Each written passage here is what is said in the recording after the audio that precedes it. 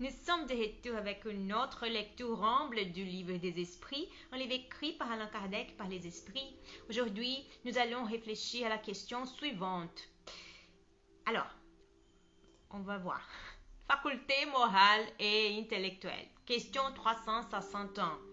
D'où viennent à l'homme ses qualités morales, bonnes ou mauvaises? Réponse. Ce sont celles de l'esprit qui est incarné en lui. Plus cet esprit est pur, plus l'homme est porté au bien. Question dessous. Il semble résulter de là que l'homme de bien est l'incarnation d'un bon esprit et l'homme vicieux celle d'un mauvais esprit? Réponse. Oui, mais dit plutôt que c'est un esprit imparfait, autrement on pourrait croire à des esprits toujours mauvais, à ceux que vous appelez démons. Question 362.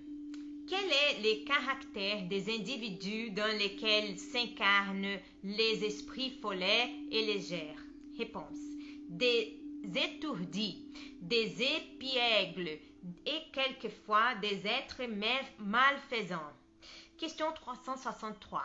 Les esprits ont-ils des passions qui n'appartiennent pas à l'humanité? Réponse. Non, autrement ils vous les auraient communiquées. Question 364. Est-ce le même esprit qui donne à l'homme les qualités morales et celles de l'intelligence? Réponse. Assurément, c'est le même, et cela en raison du degré auquel il est parvenu. L'homme n'a pas deux esprits en lui. Question 365. Pourquoi des hommes très intelligents, ceux qui annoncent en eux un esprit supérieur, sont-ils quelquefois en même temps profondément vicieux? Réponse. C'est que l'esprit incarné n'est pas assez pur et l'homme cède à l'influence d'autres esprits plus mauvais. L'esprit progresse par une marche ascendante insensible, mais le progrès ne s'accomplit pas simultanément en tout sens. Dans une période, il peut avancer en science, dans une autre en moralité. Eh bien, dans les prochains épisodes, nous réfléchirons à la question suivante.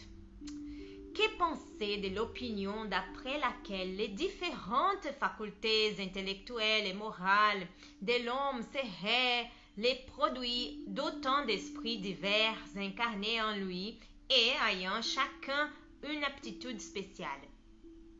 Eh bien, mes amis, nous avons terminé notre lecture pour aujourd'hui. J'espère que vous l'avez apprécié autant que moi. Que Dieu vous bénisse tous. Bisous. À la prochaine. Au revoir.